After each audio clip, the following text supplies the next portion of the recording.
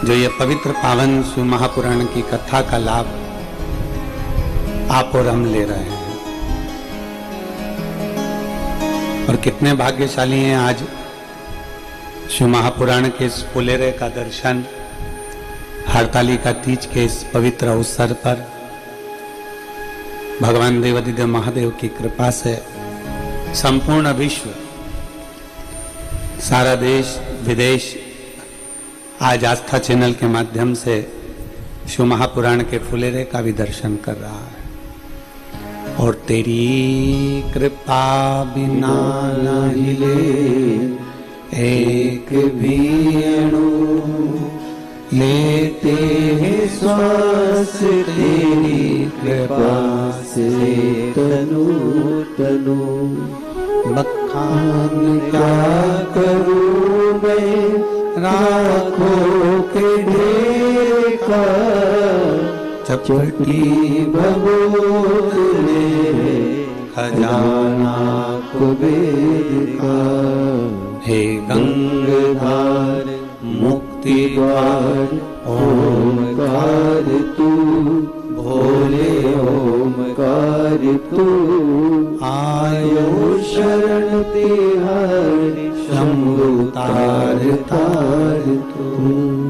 उसकी कृपा होती है, उसकी करुणा होती है, उसकी उदारता होती है, तो आप और हम सभी भगवान शंकर की विरल भक्ति को प्राप्त करते हैं।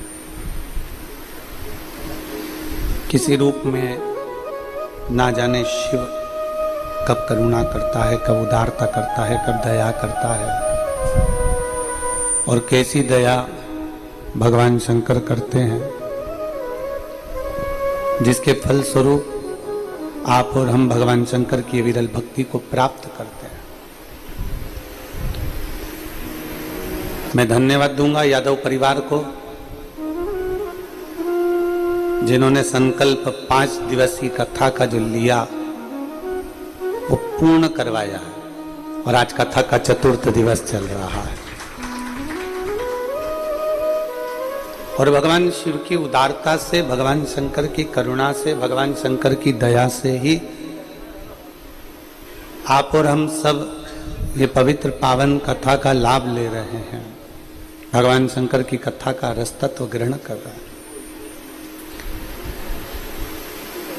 आज हरतालिका तीज है। भादो का जो महीना होता है, श्रावण के बाद जो भादो लगता है और भादो का जो महीना होता है, इस सावन के बाद में जो भादो का महीना आता है, भादो का जो महीना होता है, ये पूरा भगवान देवादिदेव महादेव के पूरे परिवार के लिए रहता है। पूरा भादो का महीना भगवान शंकर के पूरे परिवार के लिए ये भादो का महीना रहता है। आप देखिए, सावन में अपन दर्शन करते हैं, श्रावण महीने में अपन 1 लोटा जल देवादिदेव महादेव को समर्पित करते हैं। सावन के महीने में अपन भगवान शंकर की स्तुति करते हैं। सावन के महीने में अपन भगवान शिव की आराधना करते हैं, भगवान शंकर की अर्चना करते हैं। और भादो के महीने में माँ पार्वती जी की आराधना करते हैं। भादो के महीने में हम माँ पार्वती की आराधना कर रहे हैं, भगवान श्री गणेश जी महाराज की आराधना कर रहे हैं। तो सावन का महीना शिव जी का तो है, पर भादो का जो महीना है वो भगवान शंकर के पूरे परिवार का, पूरे परिवार का। शिव जी का संपूर्ण परिवार, भगवान देवादिदेव महादेव का पूरा परिवार भादो के महीने में पूजा जाता है। हरतालिका आई, देवऋषि नारद जी के कहने पर देवऋषि नारद जी ने माता पार्वती जी को जो बाल्यावस्था में ज्ञान उपदेश दिया है। आवाज की सेटिंग करो, खींच रहा। पार्वती जी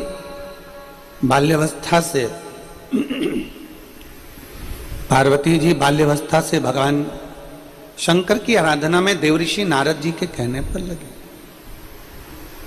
देवऋषि नारद जी के कहने पर माता पार्वती जी भगवान शंकर की आराधना कर रही है।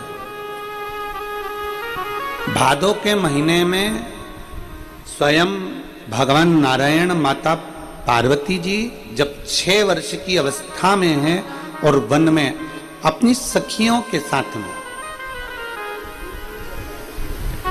तब साधना करने के लिए जब विराजमान होती हैं, तब करते करते करते करते करते करते जब उन्हें शिव का दीदार नहीं होता, शंकर का दर्शन नहीं होता, तब माता पार्वती भगवान नारायण स्वयं आकर पार्थिव लिंग के पूजन का वर्णन करते। कल आपने और हमने कथा में सुना था कि मोती का, पारद का, स्फटिक का, माणिक का, पुखराज का, सोने का, चांदी का, हीरे का, पीतल का, तांबे का, लकड़ी का, मिट्टी का, बालू रेत का, पाषाण का, सबके शिवलिंग बनते हैं। सबका शिवलिंग का निर्माण होता है और सभी शिवलिंग की पूजन भी होती है। सारे भगवान शंकर के शिवलिंग की आराधना भी होती है, भगवान शंकर के शिवलिंग की पूजन भी होती है। और ऐसा कोई शिवलिंग नहीं जिसका बल कम हो। कितना सुंदर एक बात कही गई है कि भीम ने युधिष्ठिर और अर्जुन का संकल्प पूरा करने के लिए लकड़ी एक वृक्ष को काट दिया था और नीचे की जड़ को ऐसा गोल बना दिया था शिवलिंग की आकृति का। और शिवलिंग की आकृति का गोल बनाकर भीम और अर्जुन से कह दिया कि तुम्हारा नियम है ना रोज जल चढ़ाकर भोजन करने का, ये देखो ये शिवलिंग है, पूजन करो और जल चढ़ाओ और भोजन करो। अब उन्होंने जल चढ़ाया और जल चढ़ाकर उन्होंने भोजन करा। जैसे ही भोजन करा तो भीम ठाका लगाकर हंसे। भीम ने कहा कि मैंने तुमको पागल बना दिया, मैंने तुमको बेवकूफ बना दिया।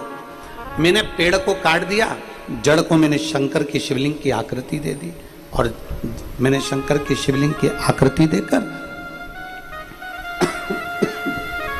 मैंने शंकर की शिवलिंग की आकृति देकर मैंने तुमसे उस पर जल चढ़वा दिया। मैंने जल चढ़वा दिया और जब मैंने जल चढ़वाया, जब मैंने तुमसे जल चढ़वाया और तुमने जल चढ़ाकर भोजन भी ग्रहण कर लिया। जल चढ़ाया मेरे कहने पर, वो भोजन भी ग्रहण कर लिया। अब कई माताएं ऐसी हैं, कई भाई ऐसे हैं, कई बहनें ऐसी हैं जो शिव महापुराण की कथा को सुन सुनकर मंदिर जाती हैं। कहीं कहीं मंदिर में पाषाण के शिवलिंग होता है, कहीं कहीं बालू रेत का बना होता है, कोई शिवलिंग पारद का होता है, कोई शिवलिंग स्फटिक का होता है, जो उनके मर्जी में हो। उनको नहीं मालूम, वो तो बस इतना जानती है कि हम भोले के और भोले हमारे।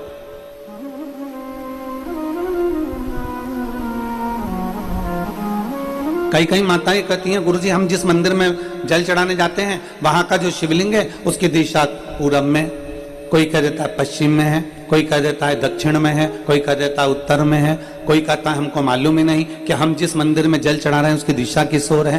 क्या हम मंदिर में जल चढ़ा रहे हैं और भगवान शंकर हमारे जल को स्वीकार कर रहा है? क्यों नहीं करेगा? भगवान शिव उसको स्वीकार क्यों नहीं करेगा? भगवान शंकर क्यों ना स्वीकार करेगा? बस क्या चाहिए? भगवान शंकर ये नहीं देखता कि तुम भगवान शिव को क्या दे रहे हो। मेरे ओघड़दानी मेरे शंकर भगवान तो कहते हैं कि निर्मल मन सो मोहि पावा, मोहि छल छिद्र कपट ना भावा। तुम दिल से हृदय से मुझे जो चढ़ा रहे हो मैंने उसको स्वीकार करा। कल कथा में कहा था कड़प का चरित्र। कल कड़प के चरित्र का वर्णन करते हुए अपन ने सुना था कि उसने अपने मुख में जल भर लिया था क्योंकि उसके पास में पात्र नहीं था।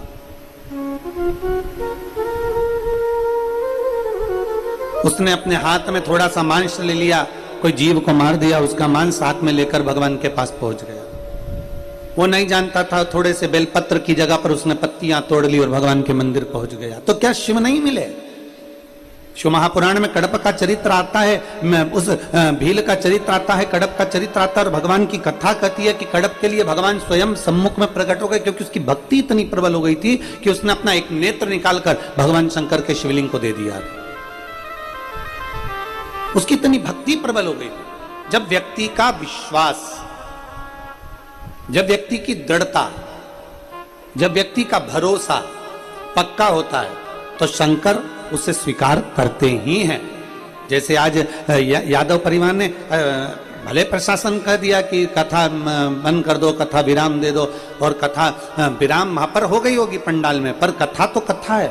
पर आपका भरोसा जब मैं धन्यवाद दूंगा यहाँ पूरे परिवार को, मुकुल जी को, हर्ष जी को, वर्धन जी को, लक्ष्य जी को, सबको साधुवाद देता हूं मैं कि आपका लक्ष्य जो पूर्ण करा आपने जो विचार कर लिया कि हमारा भरोसा दृढ़ है हमारे शिव के प्रति, हमारा विश्वास दृढ़ है शंकर के प्रति, तो शंकर ने उसको पूर्ण करने का जब आपने भरोसा रख लिया, विश्वास रख लिया, तो मेरे ओघड़दानी आज चतुर्थ दिवस की कथा में पहुंच गए और कल की कथा 5वें दिवस में पहुंच जाएगी।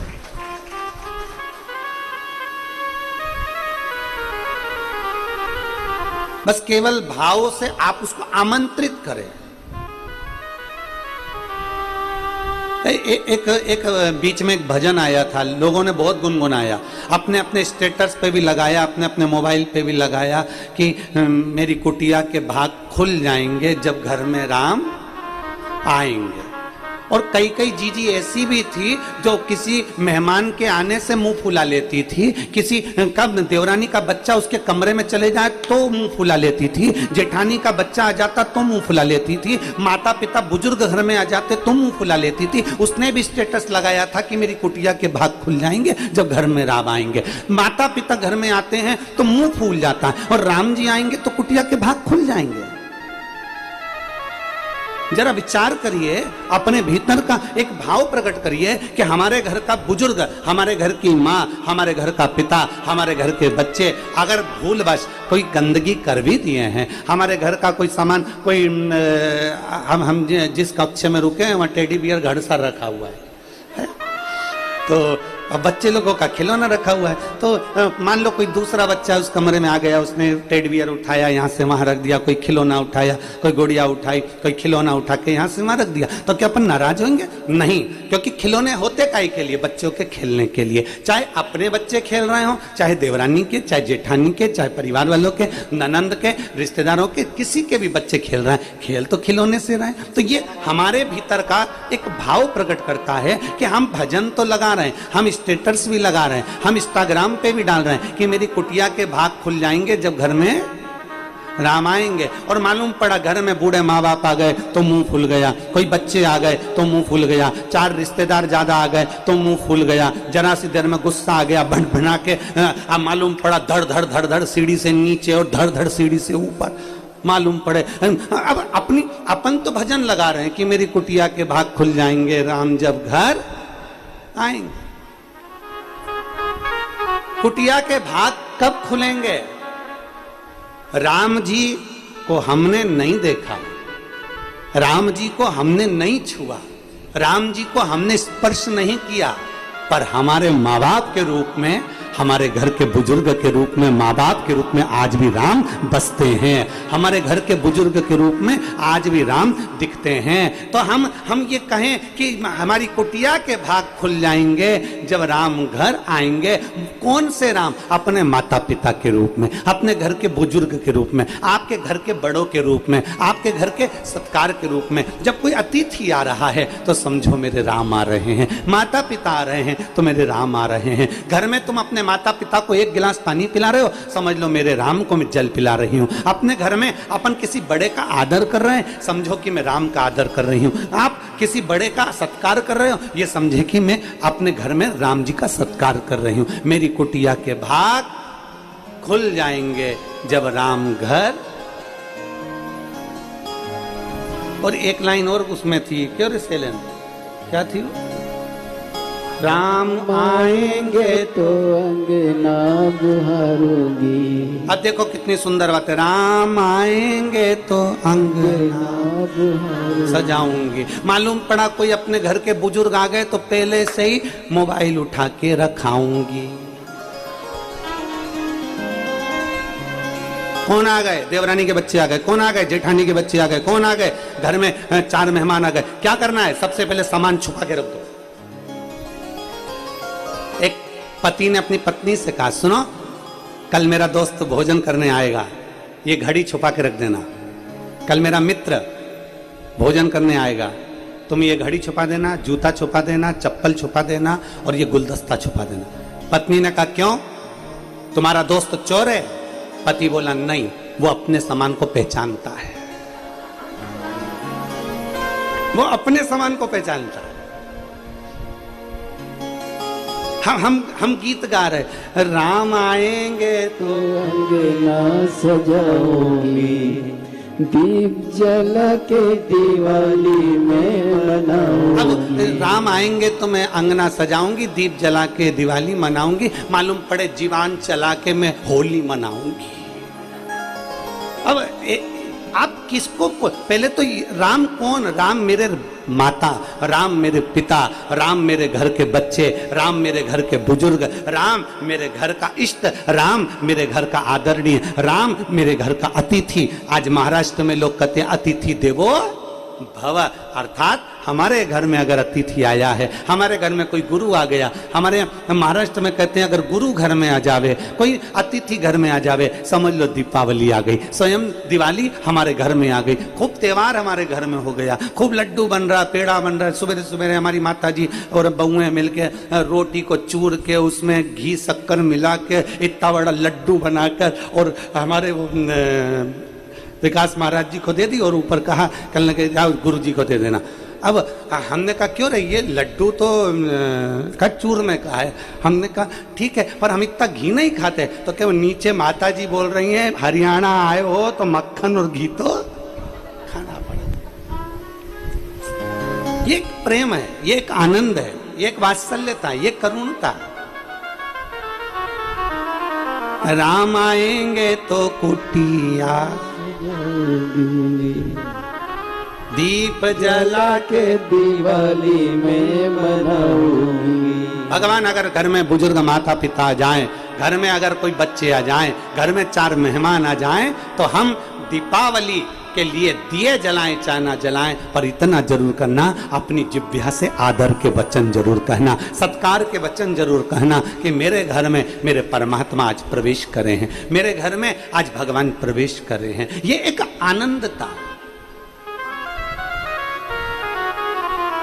ये एक आनंद का विषय है। आज हमारे कथा के यजमान श्री मुकुल जी यादव जी का जन्मदिन भी है, उनको बहुत बहुत साधुवाद है। एक बार जोरदार ताली बजाकर उनके साधुता।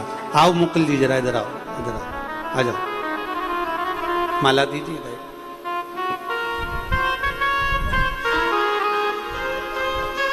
इधर जाओ,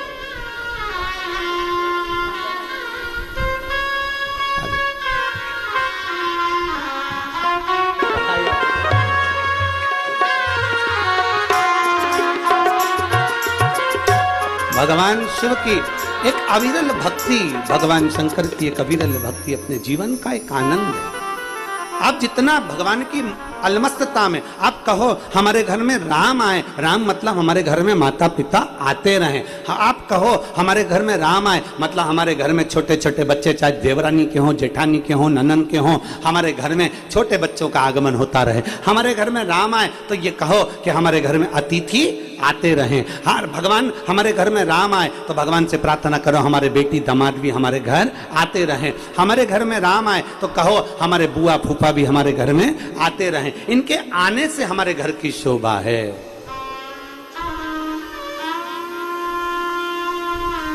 घर में मेहमान आ जाए और अपना मुंह फूल जाए और अपना स्टेटस लगा रहे राम आएंगे तो झुपड़ियां सजाऊंगी, मालूम पड़े मुंह फूला के अपने कमरे में चली जाऊंगी, तो कहां मतलब था?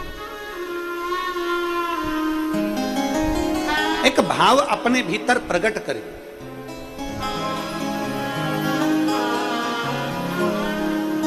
दुनिया में माता पिता से बड़ा कोई परमात्मा नहीं। शिव महापुराण की कथा कहती है जीते जी हमने राम का स्पर्श नहीं करा, हमने राम को नहीं देखा, हमने राम को नहीं छुआ, पर अपने माता पिता के चरण अगर छू लेते हैं तो समझ लो कि मैंने राम को छू लिया है, मैंने राम का स्मरण कर लिया है। अगर मैंने चरण छू लिया, अपने माता पिता के चरणों का स्पर्श कर लिया।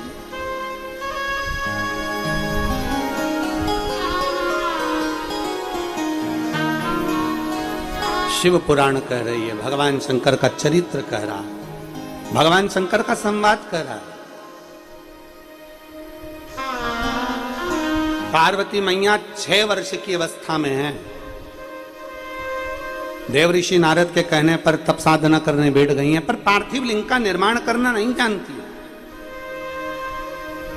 आप जिस भाव से भगवान शंकर के शिवलिंग का निर्माण कर रहे हो, आज हड़तालिका तीज है, मेरी जीजियां निराहार, बिना जल के, थूक भी अंदर नहीं निकलती, बिना जल के पूरी रात आज पूजन करती हैं। पूरी रात,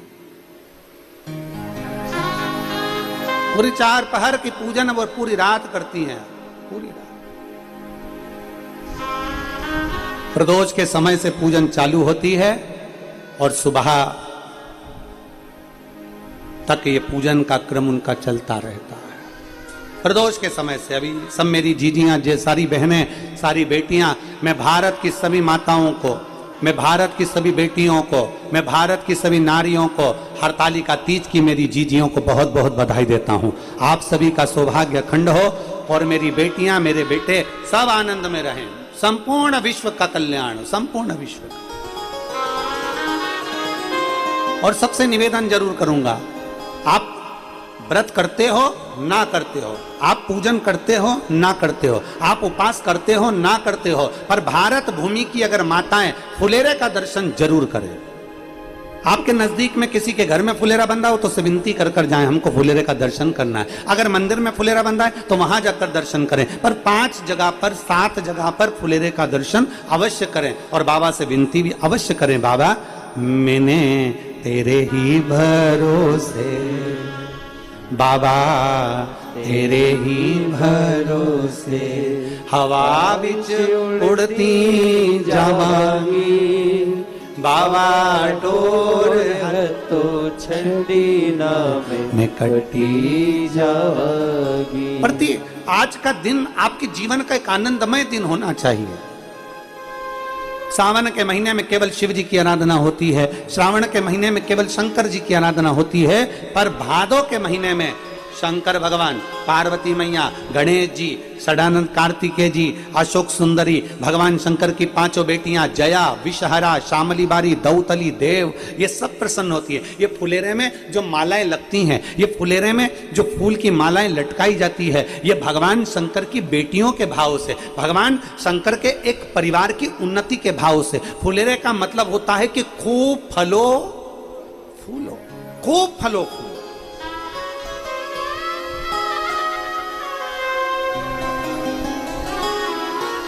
जितना आनंद ले सकते हो उतना जीवन का आनंद लो।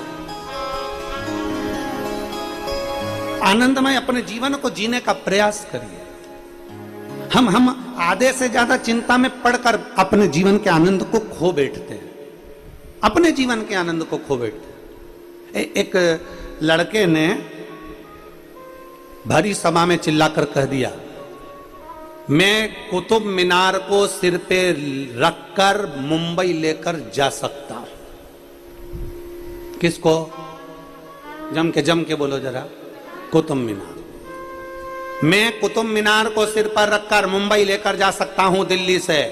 मीडिया के पास बात पहुंच गई, पूरे विश्व में खबर पहुंच गई और मीडिया वाले उस लड़के के पास पहुंच गए कि तुमने संकल्प लिया है, तुम कह रहे हो, तुमने वचन दिया कि मैं कुतुब मीनार को सिर पर रखकर मुंबई तक लेकर जाऊंगा। क्या यह सच है? सत्य है? मीडिया वालों ने पूछा तो लड़के ने कहा बिल्कुल सत्य है, बस उठाकर कोई को सिर पे रखना पड़ेगा। बिल्कुल सत्य है, पर कोई उठाकर मेरे सिर पर रखे तो मैं लेकर चले जाऊं।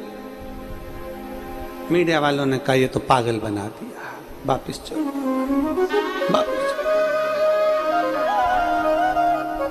शिव पुराण कह रही है हमें शिव मिल सकता है, हमें शंकर मिल सकता है। दुनिया के लोग कहते हैं क्या जल चढ़ाने से शंकर मिल सकता है? क्या शंकर जी को बेलपत्र चढ़ाने से शिव जी मिल सकते हैं? अब दुनिया के लोगों को शिव महापुराण के पहले, जो शिव महापुराण की कथा पहले नहीं सुनी थी, तो लोग हरतालिका तीज के फुलेरे का महत्व नहीं जानते थे, लोग फुलेरे का वर्णन नहीं जानते थे, फुलेरा दूज का मतलब नहीं जानते थे। दुनिया के लोग भगवान शंकर की हरतालिका तीज के फुलेरे के महत्व को नहीं जानते थे, मंदिर के अंदर भी फुलेरे नहीं बनते थे। पर जब से दुनिया के लोगों ने शिव महापुराण की कथा को अपने हृदय से लगाया है, दुनिया के लोगों ने शिव महापुराण की कथा को सुनना प्रारंभ किया, तब से इस फुलेरे का महत्व दुनिया के लोगों को मालूम पड़ा कि इस फुलेरे का महत्व क्या है, इसकी छत्र छाया का महत्व क्या है।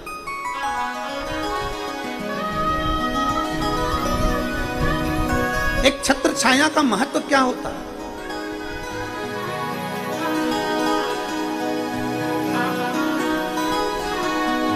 आप लोगों में से किसी ने श्रीमद् भागवत सुनी है?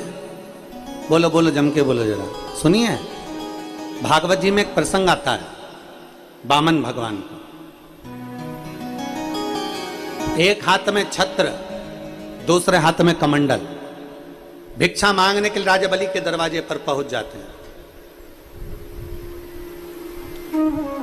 राजन भिक्षाम देई, राजन भिक्षाम देई।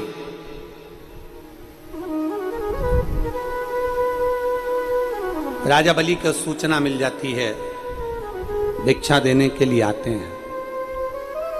गुरु शुक्राचार्य जी उन्हें मना कर देते हैं, मत, फिर भी वो भिक्षा दे ही देते हैं। वामन भगवान से माता लक्ष्मी जी ने एक प्रश्न किया भगवान नारायण से, जरा समझिएगा, श्रीमद् भागवत का बड़ा सुंदर भाव। माता लक्ष्मी जी ने वामन भगवान से, भगवान नारायण से एक प्रश्न किया कि आप भिक्षा मांगने के लिए जा रहे हो, कमंडल लेकर जा रहे हो, यहां तक तो ठीक है, पर ये छत्र भिक्षा मांगने के लिए छत्र की क्या जरूरत है?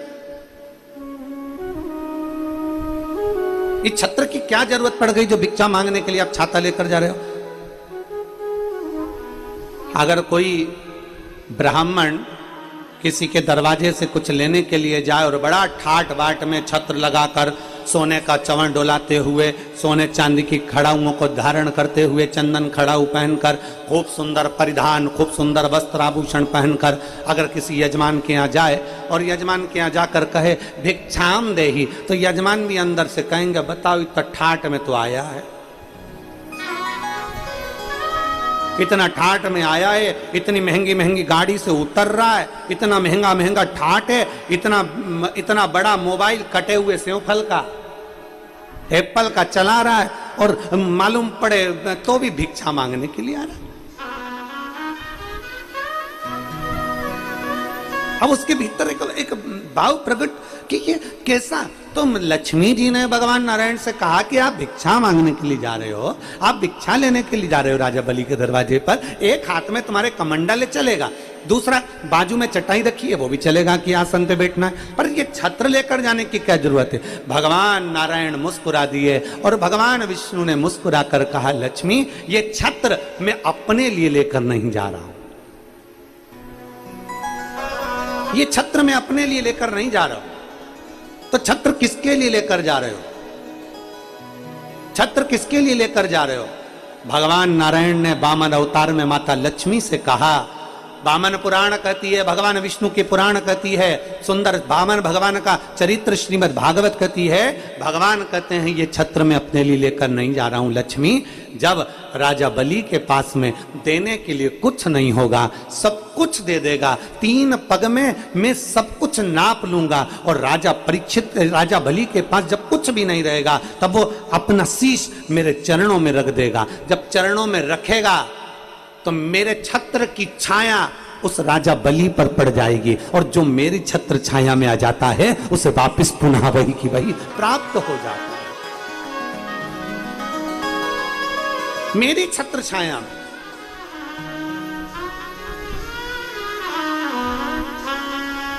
भगवान गिरि गोवर्धन नाथ जी की परिक्रमा करने के लिए दुनिया के लोग जाते हैं।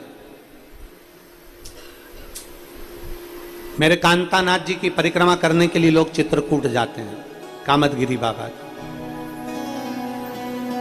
द्रोणार्थ की परिक्रमा करने के लिए स्वयं काशी में जाते हैं, 5 कोस।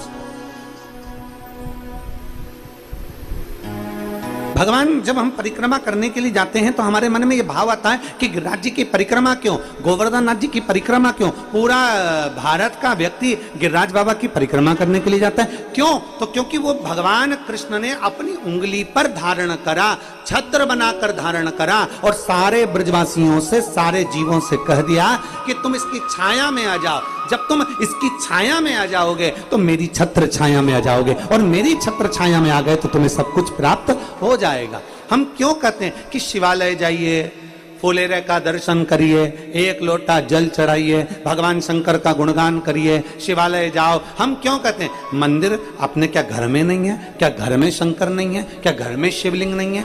पर फिर भी हम कहते हैं कि मंदिर जरूर जाओ। घर में शिवलिंग है, घर में आराधना कर रहे हो, घर में पूजन कर रहे हो, पर मंदिर जरूर जाओ। क्यों जाओ मंदिर?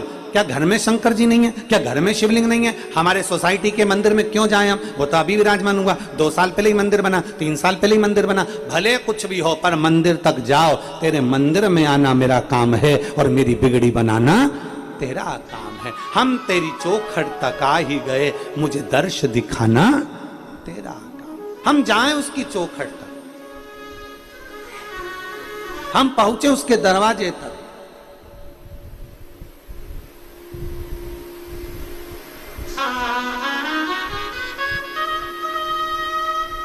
भाव से, हृदय से जब हम जाते हैं, दिल लगाकर, हृदय लगाकर जब हम भगवान शिव के पास पहुंचते हैं, शिव क्यों ना दे?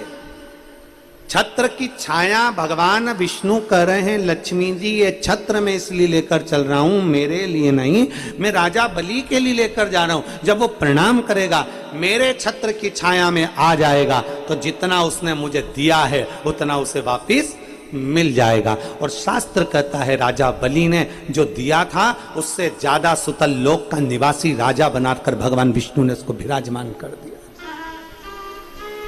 जो दिया उससे ज्यादा दे दिया। छत्र की छाया, फुलेरे का मतलब क्या है? हरतालिका तीज पे मेरी बहनें, हरतालिका तीज पर मेरी जीजियां, और हम तो निवेदन करेंगे कि एक बार दिल से, केवल दिखावे से नहीं। किसी और वाले महाराज ने कह दिया तो चलो अपन करके तो देखे, प्रैक्टिकल करने में क्या जाता है? कर लो प्रैक्टिकल, तुम तो सियोर वाले महाराज की वचन का भी प्रैक्टिकल करो, और करते रहना चाहिए।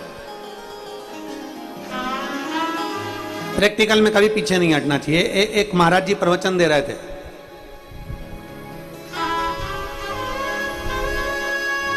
प्रवचन देते देते उन्होंने कह दिया मदिरा नहीं पीना चाहिए, शराब नहीं पीना चाहिए। शराब पीने वाला व्यक्ति गटर में पड़ा होता है, नाली में पड़ा होता है। महाराज का पहचान वाला बैठा था, उठ के खड़ा हो गया, चिल्लाकर बोला, ओ महाराज इतना बड़ा बड़ा प्रवचन दे रहा, तेरा सग्गा भाई पी के तो गटर में पड़ा। तो इतना बड़ा बड़ा प्रवचन दे रहा है, तेरा सग्गा भाई पी के नाली में पड़ा, तो हमको ज्ञान दे रहा है, अपने भाई को क्यों नहीं देता? महाराज जी को क्रोध नहीं आया, मुस्कुरा कर बोले, भैया देखो मैं भी प्रवचन दे रहा हूं, मेरा भाई भी प्रवचन दे रहा है, मैं मुंह से समझा रहा हूं, मेरा भाई प्रैक्टिकल करके दिखा रहा है।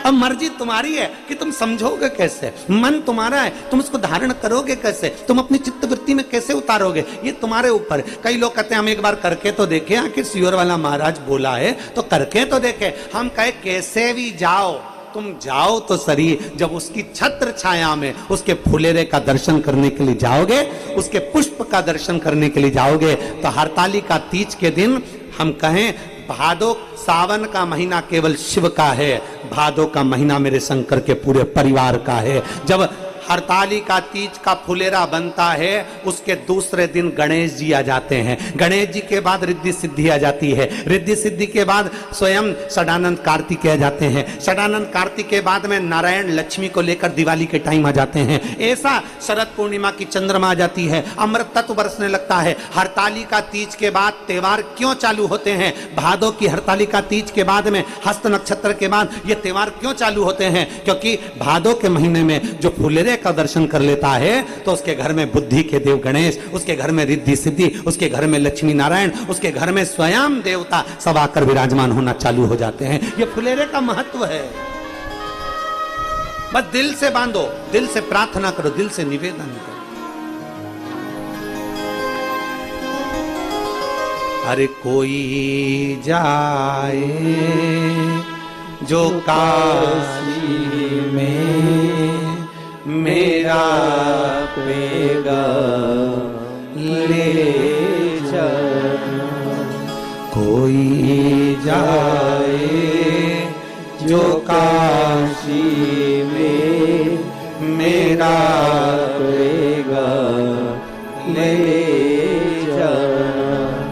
ये कहना डमरू वाले से तुम्हारी साथी है। ये कहना डमरू वाले से तुम्हारी आती है। मैं खुद तो आ नहीं सकता, मेरा प्रणाम ले जाना।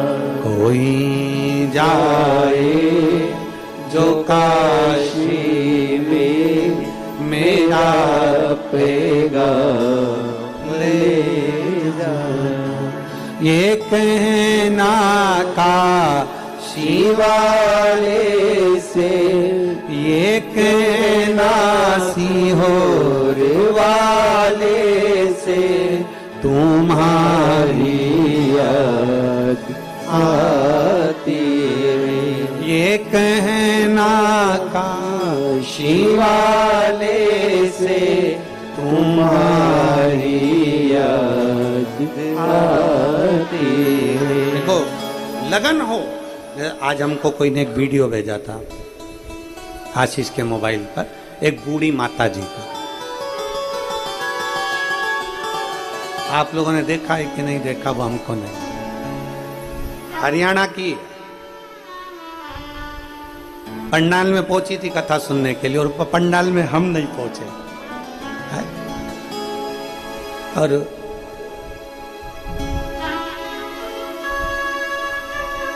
अब पंडाल में हम नहीं पहुंचे और वो पंडाल पहुंची। आप लोगों ने देखा कि नहीं देखा वो वीडियो हमको नहीं मालूम, पर उसका भाव इतना प्रबल था, इतना प्रबल उसका भाव। जरा दिखाओ, जरा चैनल पे है तुम्हारे पास में, चला दो जरा।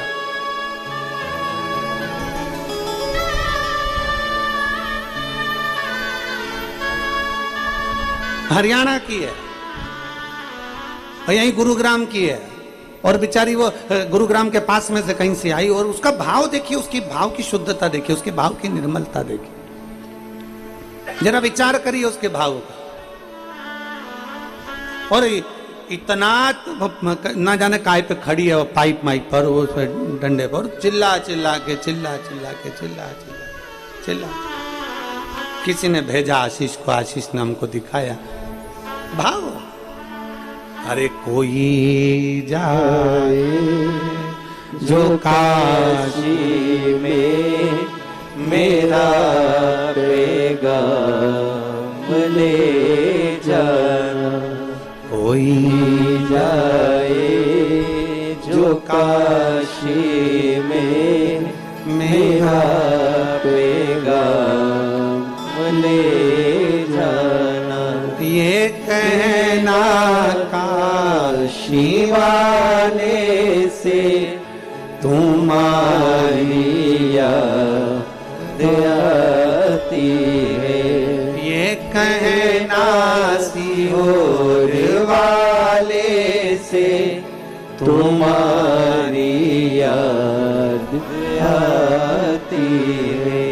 मैं खुद तो आ नहीं सकती, मेरा पैगाम ले जाना। मैं खुद तो आ नहीं सकता, मेरा पैगाम ले जाना।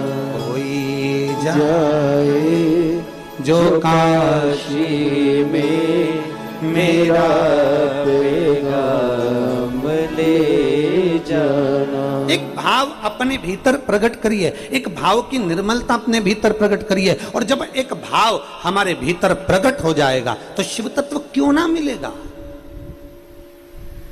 शंकर क्यों ना मिलेगा। आप फुलेरे का दर्शन कर रहे हो, उसकी छत्र छाया में बैठे हो, एक पुष्प का दर्शन कर रहे हो। अर्थात हम जब मंदिर में जाएं, हम हरतालिका का दर्शन करने के लिए जाएं, हरतालिका तीज के फुलेरे का दर्शन करने के एक भाव लेकर जाओ, एक अटल विश्वास लेकर जाओ, एक दृढ़ता लेकर जाओ, एक भरोसा लेकर जाओ। बिना भरोसे के परमात्मा के पास जाओ। मानो तो मैं गंगा मां हूं, ना मानो तो बहता पानी। आप मानोगे तो गंगा है ना, आप मानोगे नहीं तो फिर वो गंगा कहां असर करेंगी महाराज, बहता हुआ पानी।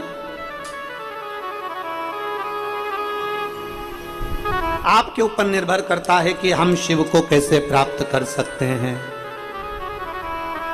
आपके ऊपर निर्भर करता है हम शंकर को कैसे प्राप्त कर सकते हैं। 6 वर्ष की अवस्था है माता पार्वती जी की, बाल्यावस्था, छोटी सी अवस्था, नहीं जानती पार्थिव लिंग का निर्माण कैसे करना है, ये उनको नहीं आता। पार्थिव लिंग का निर्माण कैसे करना है ये उनको नहीं मालूम है, माता पार्वती जी को नहीं ज्ञान। वो तो अपने देव ऋषि नारद के कहने पर बस केवल तप साधना में लगी हुई हैं, अपनी तप साधना में।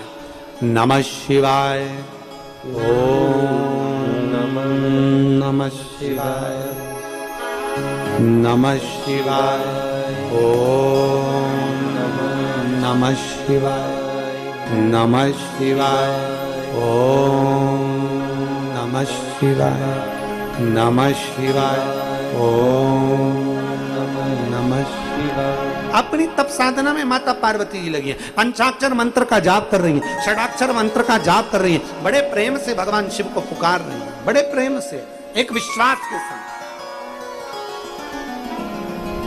पार्थिव लिंग का निर्माण करना नहीं आता उनको, और जब भरोसे के साथ, जब विश्वास के साथ भगवान शंकर के पार्थिव शिवलिंग का पूजन करने की एक भाव हमारे भीतर प्रकट होता है, पार्थिव लिंग के निर्माण का। जितनी हरतालिका तीज का पूजन करने वाली मेरी जीजियां हैं, उनसे निवेदन है, जब पार्थिव शिवलिंग आप घर में बनाएंगे हरतालिका तीज के पूजन के लिए, प्रदोष काल से आप पूजन करना प्रारंभ करते हो, दूसरे दिन तक प्रातः तक आपकी पूजन चलती रहती है, ब्रह्म मुहूर्त तक। तो जब आप पूजन करने के लिए पार्थिव लिंग का निर्माण करते हैं, जिनके यहाँ पर पूजन होती है वो, तो दिल से बाबा से प्रार्थना कर कर शिवलिंग बनाइए, दिल से माता पार्वती का निर्माण करिए, दिल से आप बाबा का, गणेश जी का निर्माण कर, दिल से आप उसका पूजन करिए, दिल से। किनको लेकर गई थी माता पार्वती जी?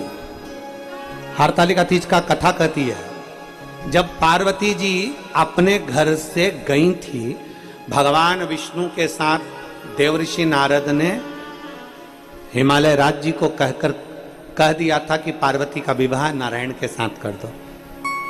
पार्वती को जैसे ही मालूम पड़ा, पार्वती जी अपना घर छोड़कर चली गई। अपनी 2 सहेलियां थी साथ में, 2 सखी,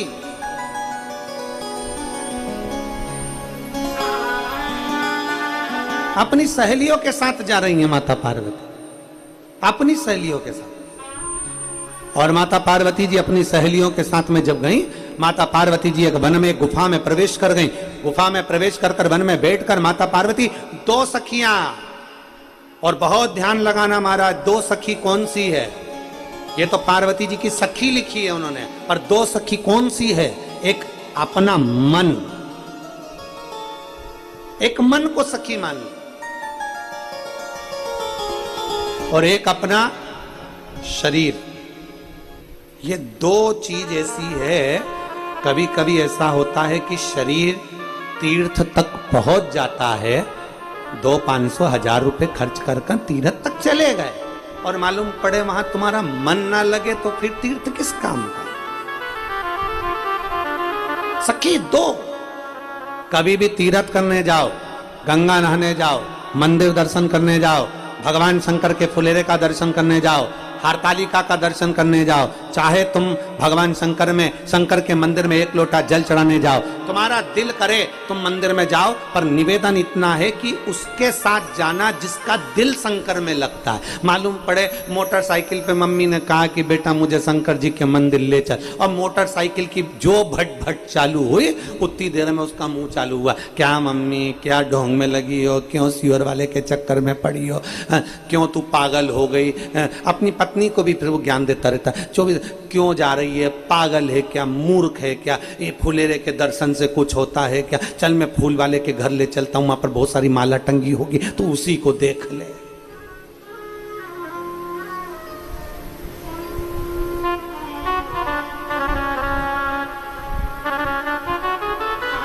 एक जो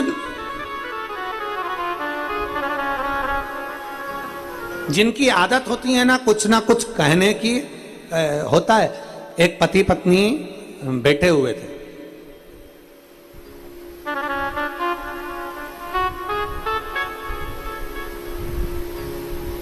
पति सुबह की चाय पी रहा था,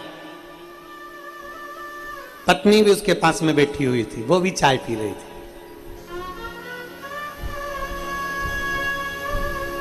ये सुबह का वो मुहूर्त है जिस समय पर लड़ाई की शुरुआत होती है। पति भी चाय पी रहा है, पत्नी भी चाय पी रही है। अब पति जो है वो बड़ा तर्क करने वाला था, पर पत्नी तर्क करने वाली नहीं थी। पत्नी तो बिल्कुल भगवान की भक्ति करने वाली थी, वो हर चीज में अच्छा देखती थी और पति हर चीज में बुरा देखता था। पति ने कहा कितना बेकार जमाना आ गया, ऐसा गंदा जमाना हमने जिंदगी में नहीं देखा। इतने में पत्नी चाय पीती पीती रसिया, क्या बोलते हैं आपके यहाँ, क्या बोलते हैं उसको, रसिया बोलते हैं, उसको डुबो के और खा रही थी। और इतने में पति बोलता जा रहा है कि कितना बेकार जमाना आ गया, सब गंदे गंदे लोग जुड़ गए संसार में, सब बेकार हो गया। का वीडियो चला है तो बात देखो, एक हरियाणा की बूढ़ी माँ, उसका वीडियो देखिए जो आज कल कथा नहीं सुनने को मिली ना उसको, तो पंडाल में उसने कितना कितना चिल्लाया है, उसको देखिए। चालू करो जरा, उसकी आवाज आ रही है ना, क्यों आवाज ना आएगी तो फिर क्या मतलब वीडियो दिखाने से रहता है फिर क्या मतलब है। शंभु श्री शिवाय नमस्तुभ्यम, शिव तत्व है। तो अब वो अपन अपनी कथा पर चलें। जब चालू होगी आवाज माता जी की तब देखेंगे। हो चालू है।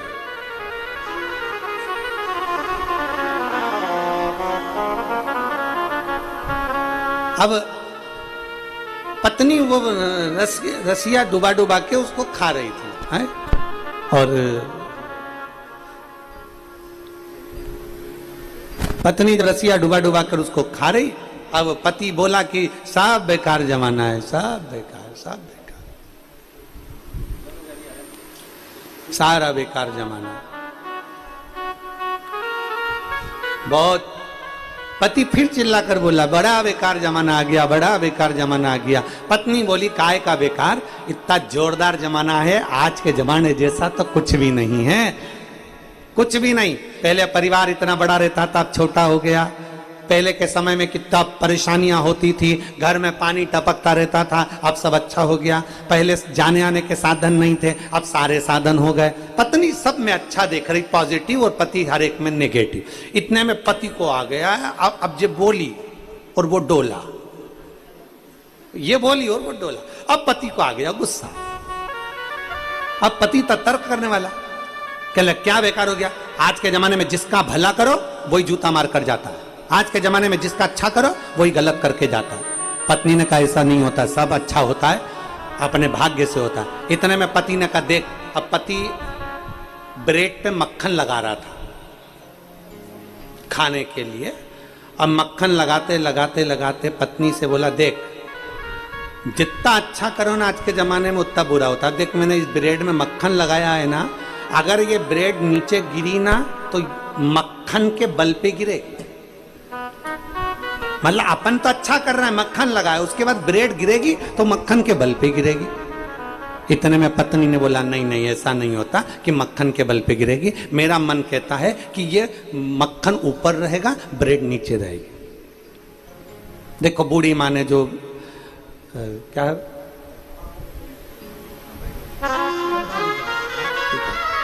बाद में कर लो, अभी लगा ही रहा।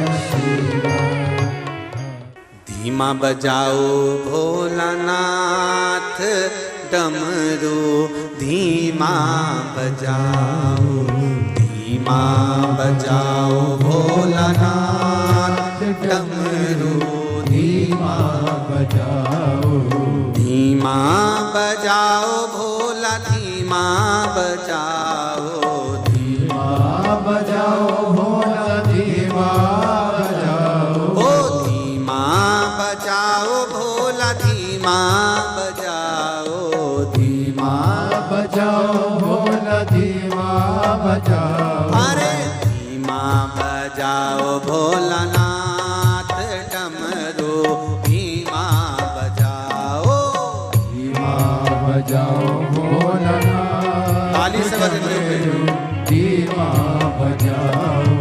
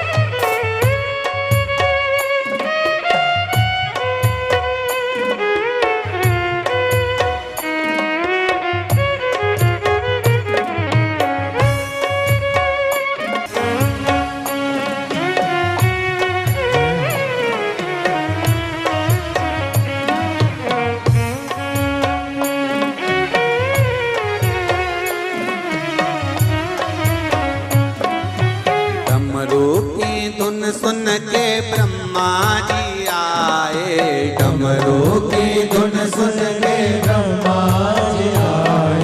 ब्रह्मा जी आए संग ब्रह्माणी को लाए, ब्रह्मा जी आए संग ब्रह्माणी को लाए। ब्रह्मा जी आए संग ब्रह्माणी को लाए, ब्रह्मा जी आए संग ब्रह्माणी को लाए। अरे धीमा बजाओ भोलानाथ, डमरू धीमा बजाओ, धीमा बजाओ भोलानाथ, डमरू धीमा बजाओ। अरे धीमा बजाओ भोलानाथ, डमरू धीमा बजाओ, धीमा बजाओ भोलानाथ, डमरू धीमा बजाओ। अरे धीमा बजाओ भोला, धीमा बजाओ, धीमा बजाओ भोला, धीमा बजाओ। ओ धीमा बजाओ भोला, धीमा बजाओ, धीमा बजाओ भोला, धीमा बजाओ। अरे धीमा बजाओ भोलानाथ, डमरू धीमा बजाओ, धीमा बजाओ भोलानाथ, डमरू धीमा बजाओ। शंभो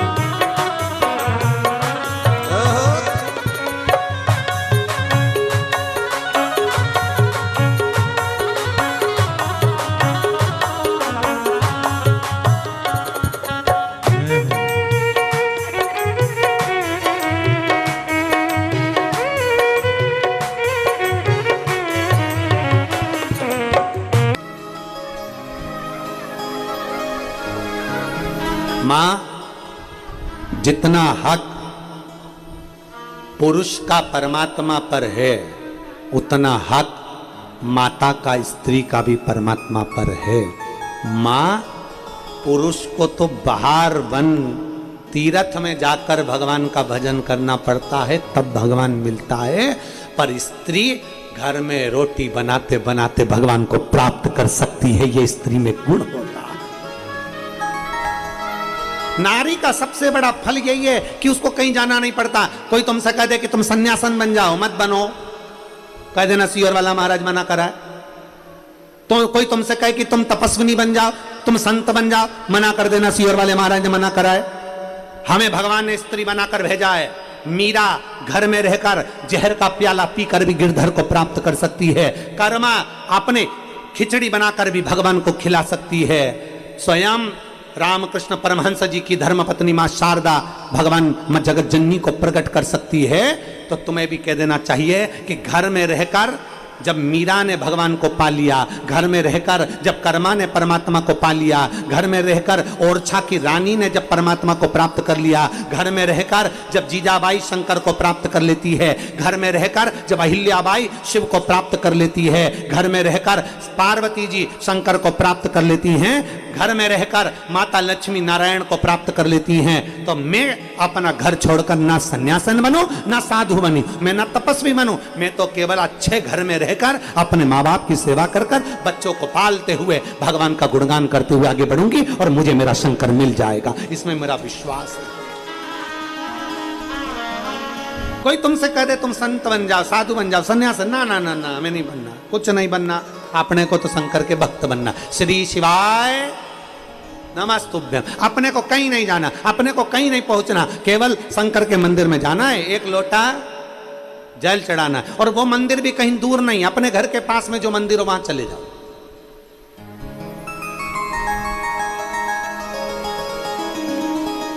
पर शिव मंदिर जरूर है। एक कथा स्मरण नहीं आ रही।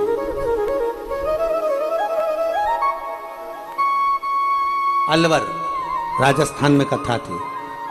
अलवर में, अलवर की कथा में एक माता ने, हम जब वहाँ पर किन क्या रुके थे, विजयवर्गीय जी के, माँ विजयवर्गीय जी के यहाँ रुके थे। तो वहाँ शाम के समय मिलने के लिए एक माता आई और उसने कहा, गुरु जी हमने कई कथाओं में सुना है कि पति परमेश्वर होता है।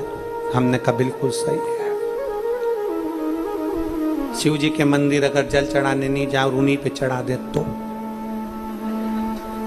मैंने कहा फिर परमेश्वर तांडव रचा दे तो। अब तुम बात ऐसी करो कि हम मंदिर ना जाए और परमेश्वर के ऊपर जाए, तो वो तांडव रचा दे तो। पति परमेश्वर है। शिव महापुराण की कथा तो यहां तक कहती है, बहुत बहुत सावधानी से सुनना। दुनिया के लोगों को थोड़ा सा काली मिर्ची लग सकती है, लग जाए तो उससे कोई फर्क नहीं पड़ता।